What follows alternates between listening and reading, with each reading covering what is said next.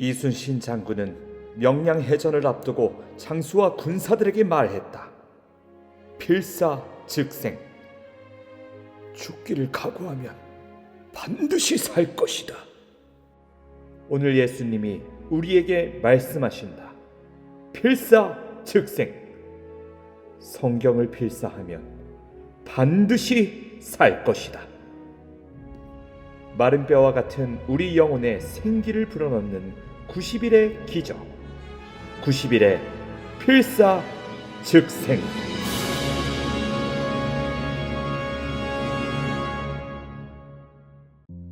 할렐루야. 사랑하는 필사즉생 여러분, 90일의 필사즉생 성경필사 시간입니다. 한 주간 잘 지내셨죠? 필사를 하며 글씨를 쓰고 또 눈으로 말씀을 익힐 때 우리 영혼과 우리의 삶이 깨끗하게 변화가 되는 것, 이것이 바로 이 성경 필사의 묘미가 아닐까 생각이 됩니다. 특별히 이 성경 필사를 하면서 이게 이런 말씀이었구나 라고 깨달아지는 것도 많아질 것이고, 그래서 그 깨닫는 것을 그냥 지나가기가 아쉬워서 밑줄을 치신다든지 아니면은 핸드폰이라든지 다른 곳에 옮겨 적기도 하실 텐데요. 이렇게 하나님의 말씀과 가까이 하니까 하나님의 말씀 깨달아지고 또 그 말씀이 내 삶에 달콤하게 젖어드는 그러한 기적을 여러분 맛보고 계실 거예요. 이게 바로 성경이 꿀송이보다 달다라는 이 에스겔의 고백의 의미인 것 같습니다. 앞으로도 계속 우리 성경 필사하면서 이러한 하나님의 사랑과 또 말씀의 달콤함을 가득 누리시는 우리 모두가 되기를 주님의 이름으로 축복합니다. 벌써 4주차 차례입니다.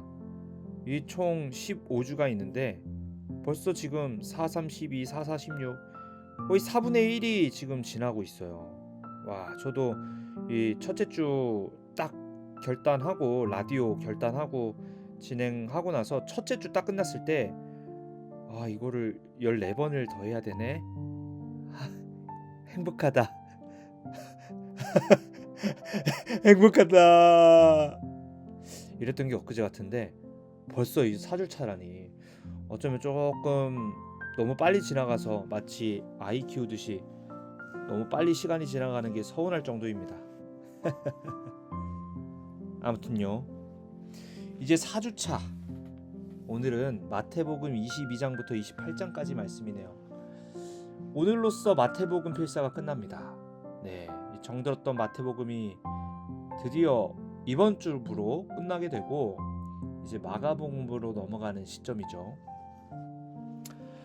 우리가 마태복음을 읽다 보면 어느 순간부터 분위기가 조금 달라지는 걸 느끼게 됩니다. 어떤 분위기냐? 예수님의 분위기예요. 처음에는 예수님의 말씀이 참 따뜻하고 또 사람을 품어주고 또 약간 난 다 이해해. 나는 그래도 너를 사랑해. 나는 너를 그래도 변화시킬 거야. 이런 방향으로 좀 따뜻하게 흘러갔는데 병든 자 고치시고 천국 비유 말씀하시고 그것도 또 누구나 들을 수 있도록 쉽게 풀어주시죠. 마치 사랑의 어머니처럼 사랑의 아버지처럼 이렇게 풀어주셨는데 오늘부터 시작되는 22장 이후로 갑자기 말씀이 조금 무거워지고 또 날카로워집니다. 강해집니다. 마치 이전에 부드러운 대화가 아니라 심장은 찌르는 말처럼 들리기 시작하는 것이죠. 이래서 이제 아까 말씀드렸듯이 말씀이 조금 날카로워진다라고 표현하는데 이게 마태복음 22장부터 이제 시작이 된다는 것이죠. 어떻게 보면 예수님이 갑자기 이렇게 극대노, 갑자기 급발진하신다, 뭐 이렇게 생각할 수도 있겠지만 예수님의 성향이 변한 게 아닙니다. 예수님 성품이 변해서 갑자기 막 화내는 사람으로 바뀌고 이러는 게 아니라요. 이 말씀을 듣는 사람들의 상태가 변하지 않아서 하나님이 이제 책망을 좀 하시는 거죠. 예수님께서는 이미 충분히 말씀하셨습니다. 이미 수많은 기적을 보여주셨고 이미 그 천국이란 무엇인지 그 길을 어떻게 가야 하는지 이런 것들을 분명하게 이미 말씀을 해주셨어요. 초반에 예수님은 병을 고치시고 천국 설명하시고 또 이걸 비유로 쉽게 풀어주셨죠. 이런 사역에는 아주 큰 뜻이 목적이 달려 있어요. 그게 뭐냐면 이 죄인들을 회심케 하려고 하시기 위해서, 그러니까 사람들을 다시 주님의 품 안으로 돌이키게 하시기 위해서 그렇게 행동을 하셨던 거죠. 그럼에도 불구하고 예수님 얘기를 들었던 종교 지도자들은 계속해서 예수님을 거부합니다. 그 예수님 거부하는 것은 곧 그를 보내신 하나님을 거부하는 거였거든요. 겉으로는 하나님을 말하지만 속으로는 자기의 의와 권력을 붙잡고 있었던 행태였어요. 그래서 예수님은 22장부터는 더 이상 부드러운 설명으로 이들에게 접근하지 않으시고요. 그들의 그 더럽고 추악한 속을 드러내는 말씀, 숨겨진 것을 드러내는 말씀들을 하십니다. 우리 예수님 어둠 가운데 빛으로 찾아오셨습니다. 어둠은 죄예요. 우리 마음 안에도 분명히 그늘진 어두운 영역이 있어요. 그러나 우리의 예수님의 말씀으로 그 죄가 드러나고 결국엔 그것이 치유되고 아주 조금의 명함도 없이 예수님의 그 밝은 빛으로 하얗게 비춰지는 그런 인생을 우리가 살아갈 수가 있다는 것이죠. 마태복음 23장에서 예수님이 이렇게 말씀하시죠. 화 있을진저 외식하는 서기관들과 바리새인들이여. 이 말씀 위로의 말씀이 아니죠. 이것은 진단이고 판결이고 또 경고였습니다. 겉으로는 경건해 보이는 바리새인들, 또 서기관들, 그러나 속은 썩어 문드러져서 죽어있는 신앙이었다는 것이죠. 이것이 예수님의 시선에서 내린 신앙의 평가였습니다. 그들은 사람들에게 보이기 위한 종교적인 행동으로 자신의 이익을 챙겼고 결국은 그것이 하나님보다 더 중요시 여기는 것들이 되었습니다. 하나님보다 자신의 종교적인 행동이 더 중요했습니다. 그래서 하나님보다 자기의 의를 더 사랑하는 마음으로 살았던 것이죠. 이 모든 것을 예수님은 정확하게 찔러내십니다. 그래서 이 예수님의 말씀은 듣는 사람들에게 따라 다르게 느껴지는 거예요. 마음이 열려있는 사람에게는 내가 잘못됐구나. 마치 예수님의 말씀이 나침반이 되어서 우리가 이렇게 가야 되는구나. 내가 지금 이만큼 하나님과 떨어져 있구나 라는 그런 회개, 그런 깨달음에서 시작이 되는 게 바로 마음이 열려있는 사람들의 반응인데요.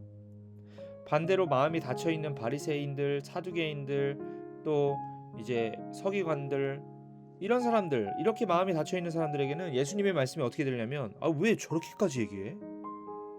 쥐는 잘났어? 뭐야 진짜. 저런 거 저거는 인격적으로 잘못된 거지. 어떻게 나에게 상처를 줄 수 있어? 어떻게 나를 부끄럽게 할 수 있어? 이렇게 거부감이 들게 된다는 것이죠. 이게 바로 중요한 포인트예요.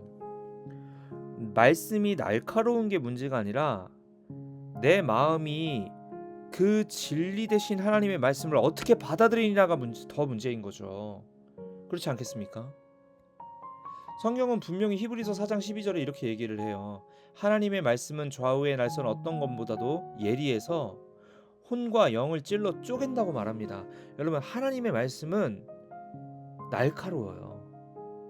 그래서 하나님을 온전하게 믿고 따르는 마음의 이 말씀은 달콤하게 들리고 또 도전으로 들리고 또 소망으로 들리지만, 반대로 마음밭이 하나님과 떠나 있는 사람, 조금이라도 하나님과의 관계가 엉켜 있는 사람은 이 예리한 말씀이 상처로 들릴 수가 있다는 거예요. 아파요.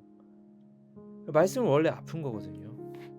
잘 될 거야, 잘 될 거야, 잘 될 거야, 잘 될 거야. 이렇게 내 마음에 달콤해야만 말씀이 아니라는 겁니다. 오히려 여러분, 하나님의 말씀이 날마다 달콤하고 몇 년이나 말씀을 들었는데 나한테 찔림이 없다면 그건 어쩌면 우리가 이 하나님의 말씀을 잘못 받아들이고 있는 걸지도 몰라요.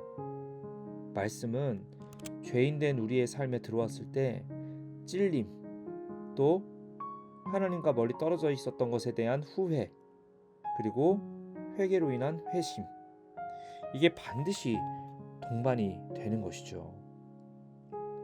분명히 혼과 영을 찔러 쪼개는 것이 말씀이라고 했어요. 그게 바로 칼날이에요, 칼날. 그러나 그 성경의 칼날은 우리를 해치기 위한 칼이 아니라 우리를 살리기 위한 하나님의 수술 도구이심을 여러분 꼭 기억하시길 바랍니다. 우리 심령에 썩어 있는 부분을 도려내고 거짓된 신앙을 무너뜨리며 진짜 믿음으로 돌아오게 하려는 사랑의 칼날이라는 것이죠. 그래서 우리가 마태복음 22장 이후 28장까지 이것을 필사할 때 우리 스스로 이렇게 질문을 하면서 진행을 했으면 좋겠어요. 이 말씀이 지금 나를 어디를 찌르고 있는가? 나는 이 말씀 앞에서 회개하고 있는가? 아니면 변명하고 있는가? 만약에 이 말씀이 나를 날카롭게 찌른다면 여러분, 그거는 내가 말씀에게 상처받을 일이 아니라 내가 지금 말씀 앞에 반응하고 있구나. 하나님이 나를 지금 포기하지 않고 계시는구나. 일하고 계시는구나, 말씀으로. 우리가 이렇게 받아들여야 될 줄로 믿습니다. 하나님이 나를 포기하지 않으셨다는 건 증거이기 때문이죠. 이런 거 있잖아요. 아들한테 총명아, 이제 빨리 공부해야지, 이렇게 부모님이 얘기하셨을 때 공부하는 애들은 이 얘기에 상처 안 받아요.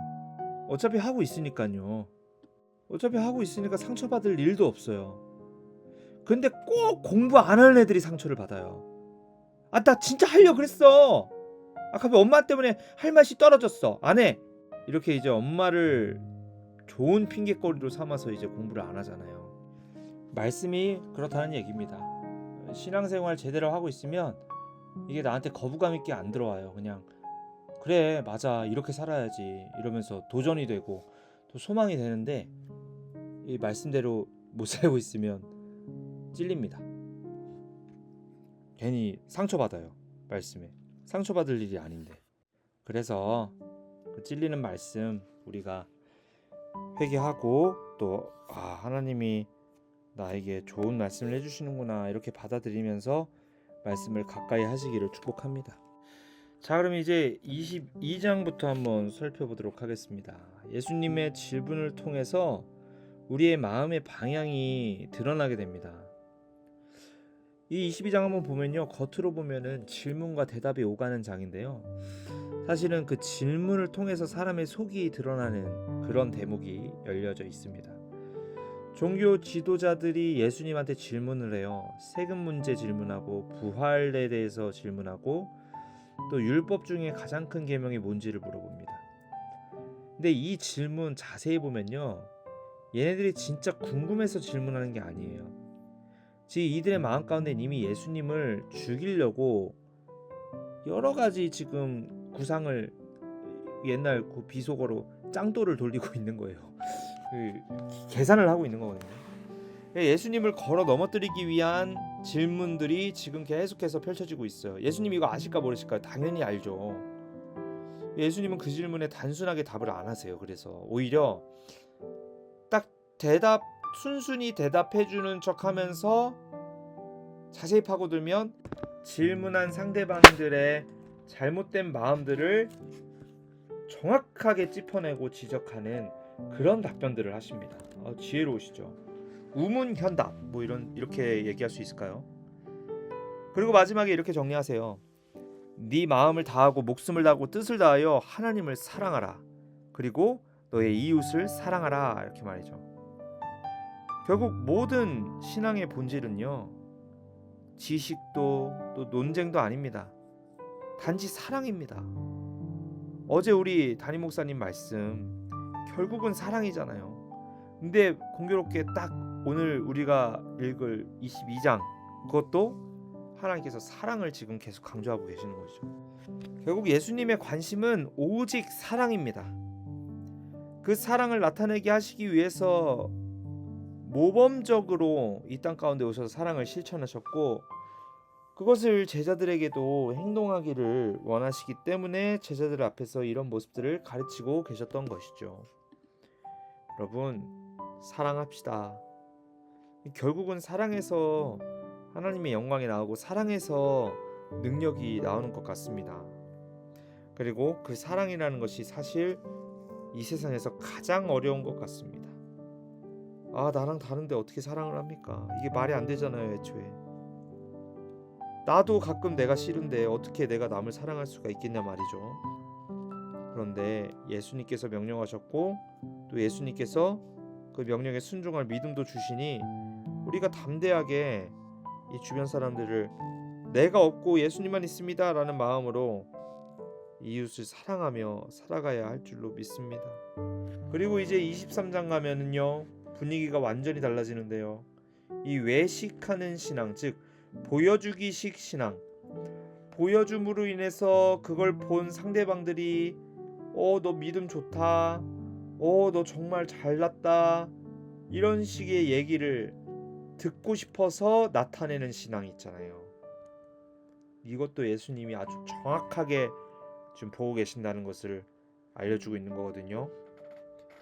예수님이 더 이상 비유로 말씀하지 않으세요. 직접적으로 반복적으로 선언을 하세요. 그냥 대놓고 이 화 있을진저, 야 이 화 맞은 놈들아, 이 사탄도 침뱉고 갈 놈들아, 약간 강하게 말하면 이 정도에까지 저주라고 할까요? 그러니까 책망을 하고 계시는 거예요.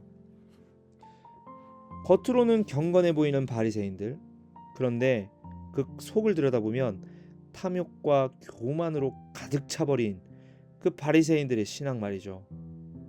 사람들에게 보이기 위해 종교 생활을 하는 것이고, 또 사람들에게 인정받기 위해 회당의 정말 높은 곳에 항상 앉고 싶어서 권위 있는 척, 자기가 힘 있는 척, 신앙 좋은 척하는 그런 바리새인들을 하나님께서 책망하고 계신다. 이 신앙이 하나님이 보는 게, 우리가 봤을 때는 이 신앙이라는 것이 뭐랄까요, 보여지는 것으로 인해서 나타나는 게 많죠. 그런데 우리 예수님께서는 분명히 중심을 보신다. 이거를 좀 우리한테 알려주시는 것 같아요. 저는 우리 세대교회 다니면서 특히 우리 교구 활동 같이 하면서 이분들은 찐이다, 진심이다. 이분들은 어떻게 이렇게 잘 훈련을 받았지? 제가 그냥 라디오라서 하는 얘기가 아니라 진심으로 느껴지는 마음을 말씀드리는 거예요. 여러분, 다른 교회 이런 교회 많이 없습니다. 정말이에요.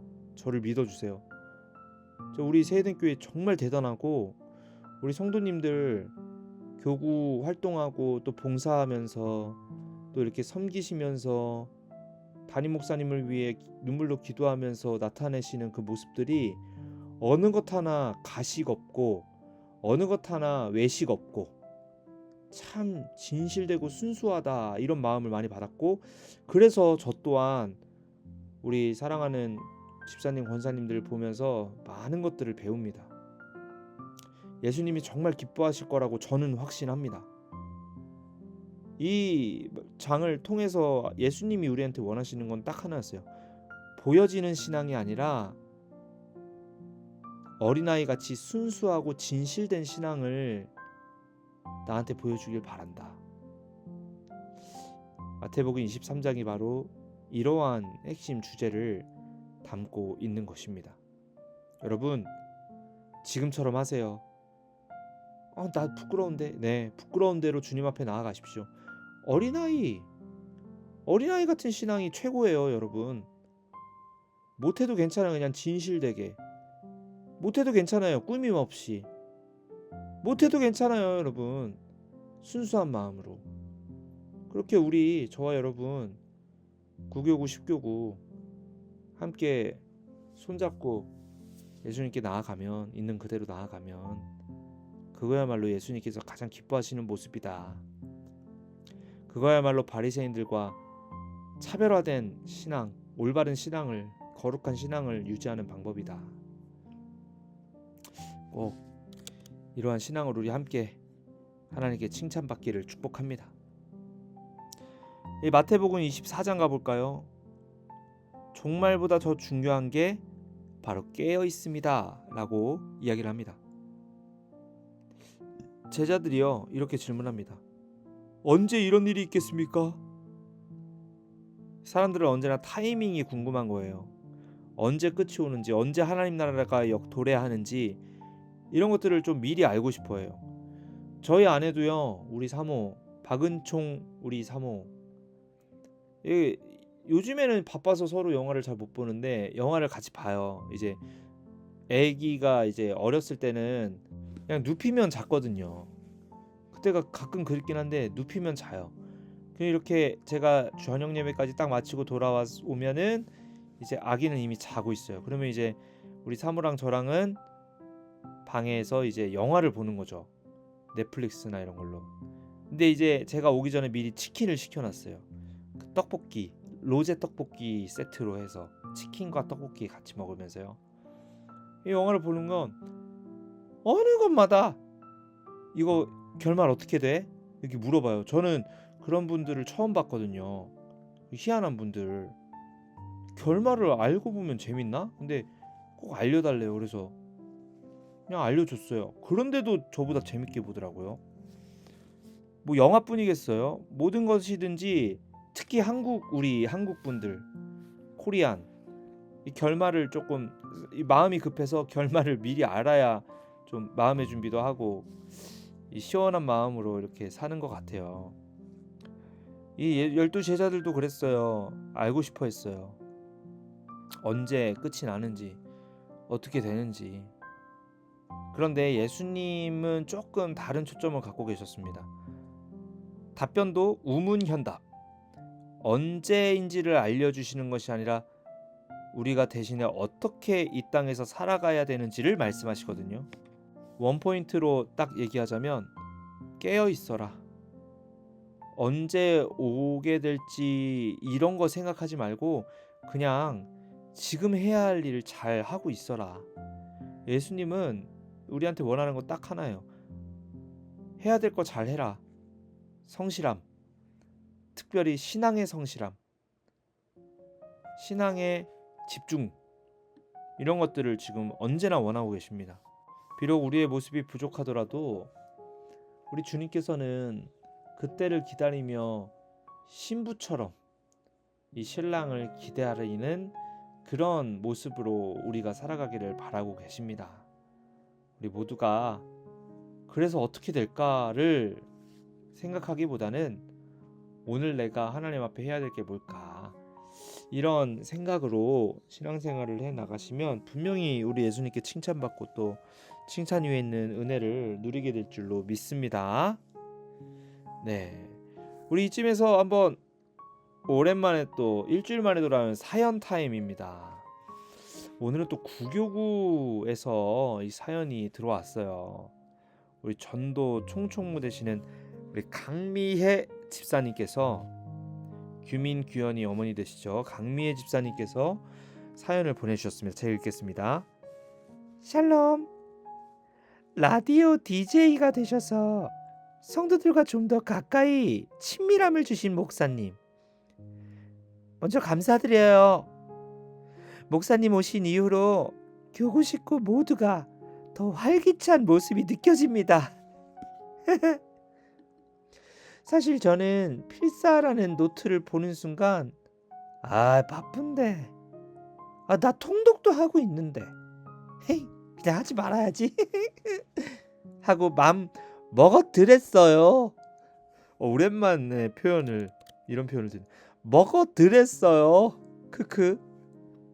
그런데 점점점, 아니 목사님 이렇게 열심히 해주심 안 할 수가 없잖아요. 이거 물결 4개입니다. 알았다고요. 하나님, 목사님까지 라디오 DJ로 쓰시는데 제가 어쩌냐고요. 쓴다고요. 하며 노트를 펴서 목사님의 라디오 소리를 들으며 월요일에 거의 일주일치를 써버립니다. 대단하시네요. 월요일에 어떻게 하루에 8장을 쓰신다는 거네요. 그러면 역시 이 강씨들이 되게 의지가 있고 되게 좀 활동적이고 아주 좋은 것 같아요. 강씨들이. 저는 강총명입니다. 주중에는 아무래도 쉽지 않더라고요. 아시죠? 사명자에게도 월요일은 꿀같은 휴식의 날인 것을. 야, 모르면 간첩이죠. 너무 잘 알죠. 근데요, 필사를 하면 할수록 또 다른 하나님의 사랑의 하나님을 만나게 됩니다. 얼마나 감사한지 조용한 가운데 입으로 읽으며 필사하는 말씀에 능력과 힘을 주시더라고요. 또 하나 충격적인 사실. 세상에나, 우리 교구 집사님 권사님들이 저와 같은 마음으로 시작하신 분들이 많더라고요. 우리 진짜 다른 교구는 모르겠는데 구교구 10교구는 지금 필사 포기하신 분들도 많이 없으시고 꾸준히 지금 계속해서 하고 계세요. 이게 우리 90교구의 저력인 것 같습니다. 아무튼 목사님, 열심을 다해 주셔서 성도인 저는 필사를 시작하게 되었고요. 사복음서 필사 승리 해볼랍니다. 함께 승리할 수 있도록 끝까지 응원 부탁드려요. 저희도 함께 목사님 전도사님 사역을 응원하고 기도하겠습니다. 신청곡은 충만. 그럼 이만 뿅!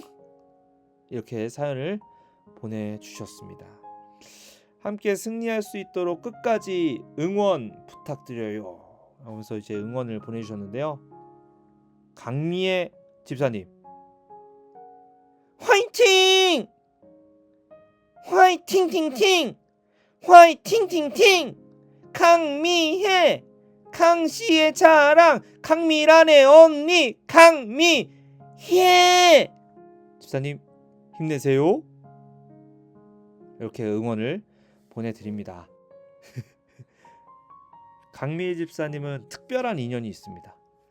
제가 이제 우리 세대교회 처음 부임한 처음 부임한 지 한 2달 정도 있다가 홍복기 우리 교육개발원장 목사님을 소개로 강미애 집사님 학부모님을 처음 만나게 되었거든요. 우리 규현이가 고등 2부 제자였거든요. 그래서 규현이 위해서 같이 신앙 얘기도 하고 기도 제목도 나누고 하면서 우리 집사님이 정말 신앙이 너무 뛰어나신 분이구나, 그걸 깨달았었고, 아니나 다를까 이제 교회 여러 군데에서 사역을 감당하시면서 이 생명나무 신앙을 단단히 붙잡는, 이분은 축복을 안 받을 수가 없다, 이런 생각을 많이 했었어요. 그렇게 2년 있다가 제가 이제 교구 사역으로 결정이 된 때에 선생님들이랑도 작별 인사를 했지만, 제가 처음 드리는 말씀인데 유일하게 강미애 집사님과 이제 학부모님 감사 인사를 드렸어요. 제가 이제 교구로 가게 됐는데 그동안 감사했다. 이상하게 강미애 집사님과 좀 통화를 하고 싶었더라고요. 그래서 운전 중에 이제 강미애 집사님 통화를 해서 제가 교구로 가게 됐고, 그동안 감사했고 규현이 더 챙기고 싶었는데 그러지 못해서 죄송했고, 이런저런 얘기를 많이 하면서, 근데 강미애 집사님도 제가 기억나는 게 그때 통화로 아니다, 우리 목사님 교구 가서 너무 행복하다, 그리고 감사했다, 축복한다, 이런 정말 따뜻한 감격적인 얘기들을 많이 해주셨어요. 정말 감사했었어요. 그런데 여러분, 그 다음날에 교구 발표 날이었는데 제가 강미애 집사님이 계신 구교구로 가게 된 거예요. 구교구 10교구로. 어제 그렇게 막 뭉클하게 인사했던 게 무색할 정도로 바로 다음날 그냥 또 같이 붙어버렸죠.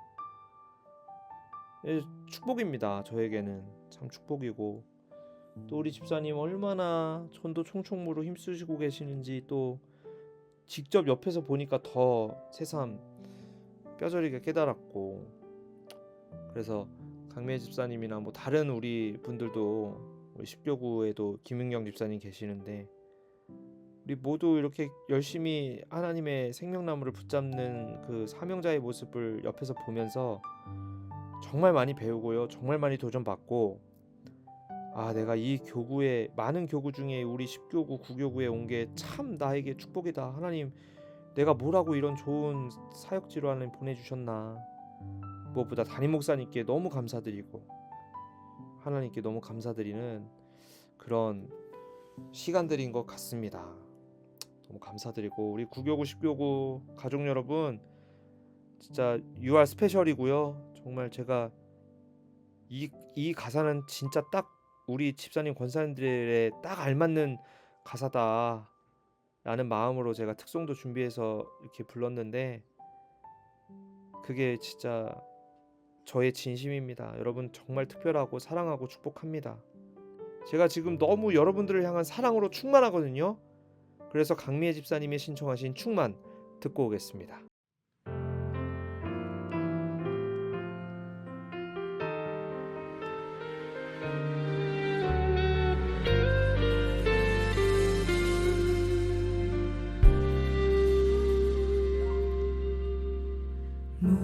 무명이어도 공허하지 않은 것은 예수 안에 난 만족함이라. 가난하여도 부족하지 않은 것은 예수 안에 오직 나는 부요함이라. 다시 고백할까요?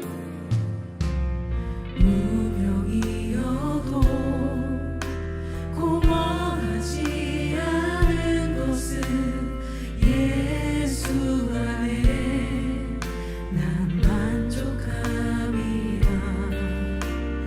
가난하여도 부족하지 않은 것은 예수 안에 오직 나는 부요함이라.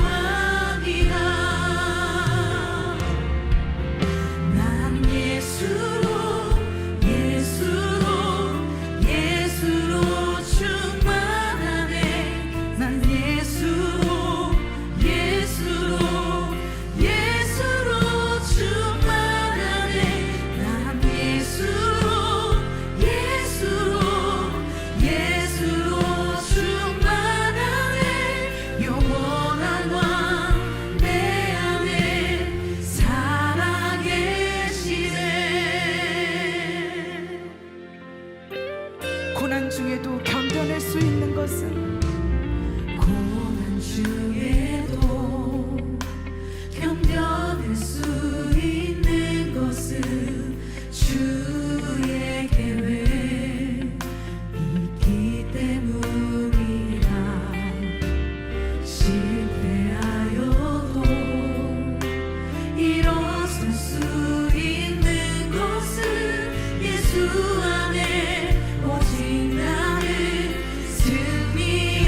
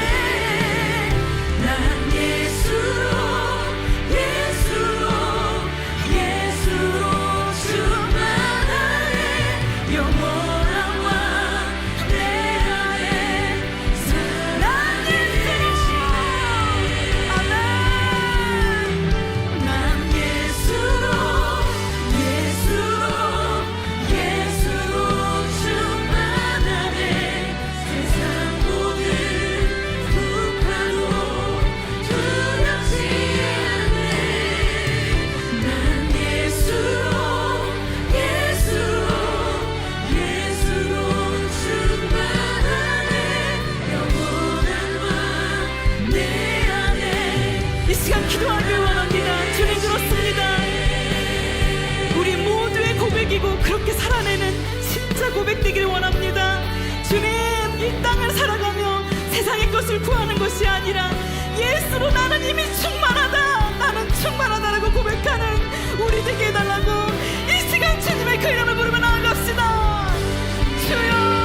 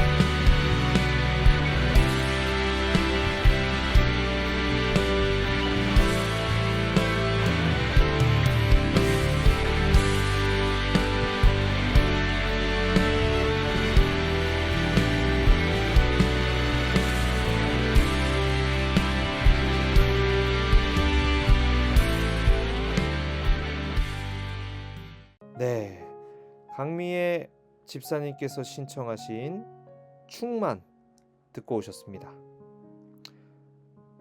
예수로 충만하는 우리 모두가 되기를 축복합니다. 특별히 성경 필사하면서 말씀으로 충만할 때 비로소 우리 마음이 평안하고 우리 심령 안에서 샘솟듯이 생명의 우물이 터져 나오게 될 줄로 믿습니다.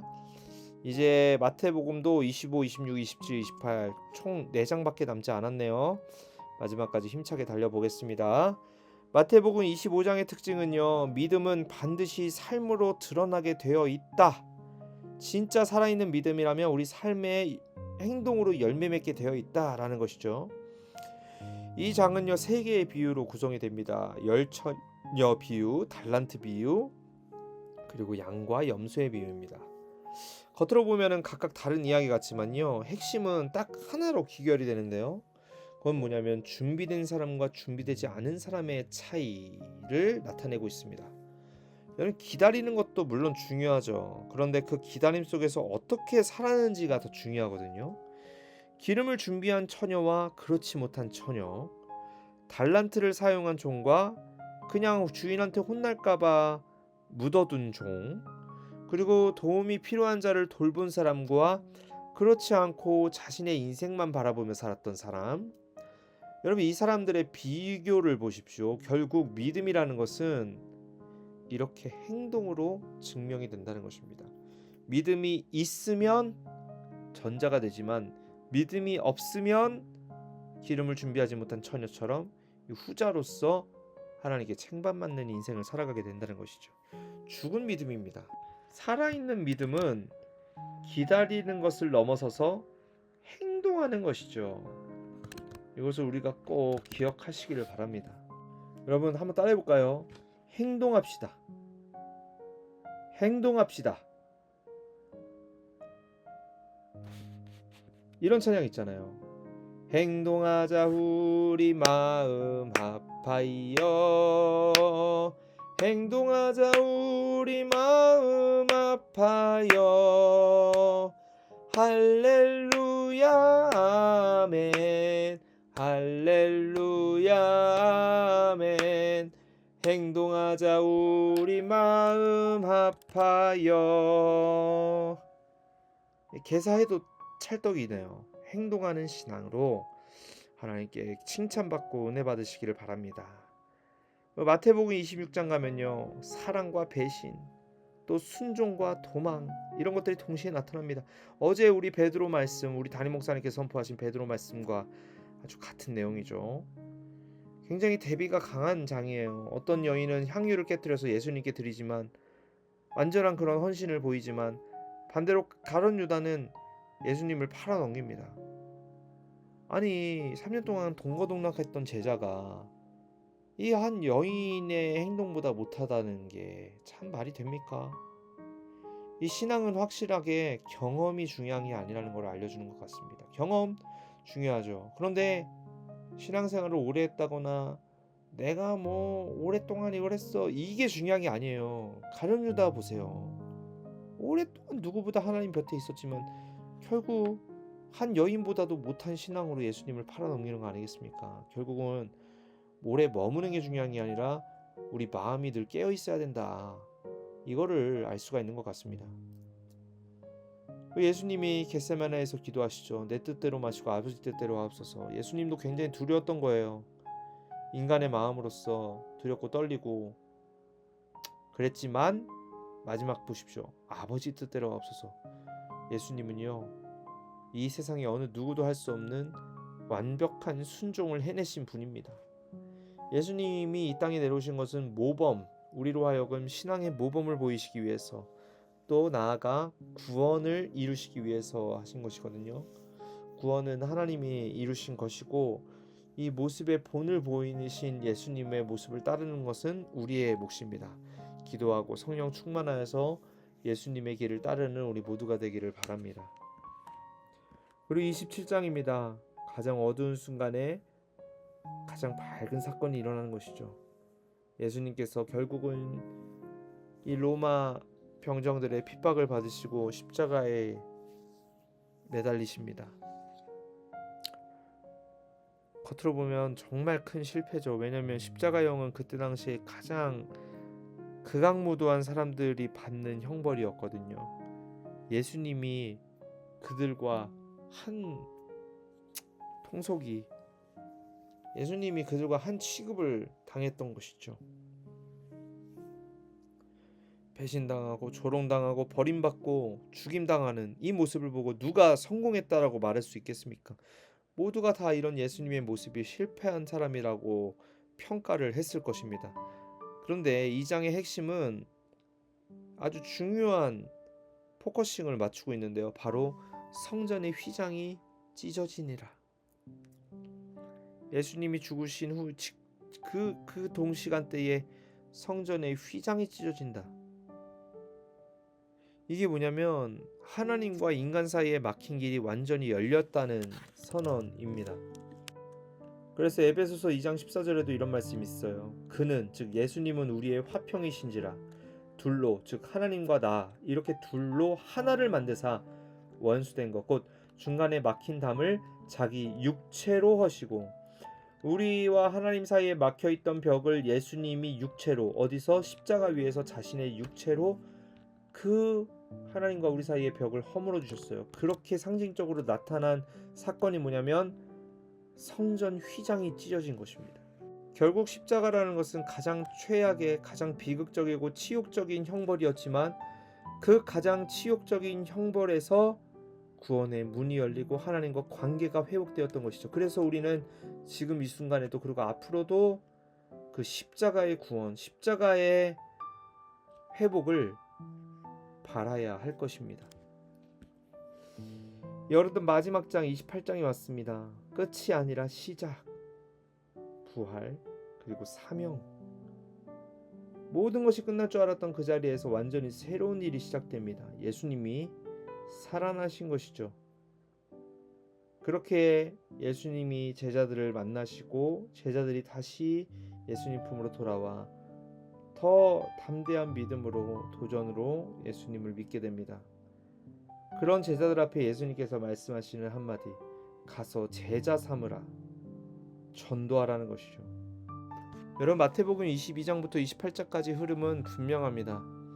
예수님께서는 질문을 통해서 우리의 마음을 드러내시고 외식하는 신앙을 무너뜨리시며 깨어있는 삶을 요구하시고 행동하는 믿음을 보시고 십자가로 우리를 구원하시고 하나님과의 사이를 연결시켜 주셔서 결국엔 부활 소망과 천국의 능력으로 우리의 삶을 인도하십니다.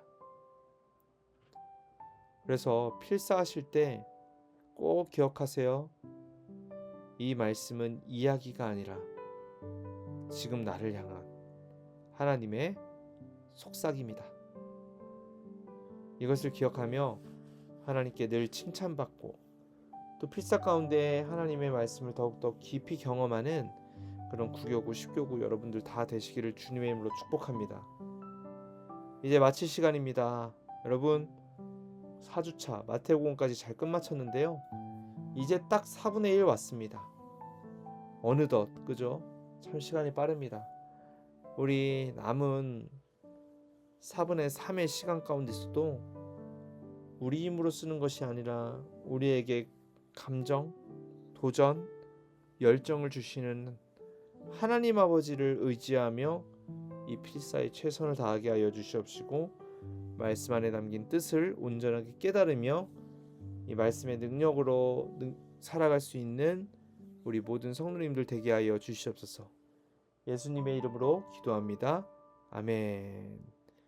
사랑하는 여러분, 한 주도 필사 화이팅 하시고 우리 다음 주에 또 인사드리도록 하겠습니다. 사랑하고 축복합니다. 안녕.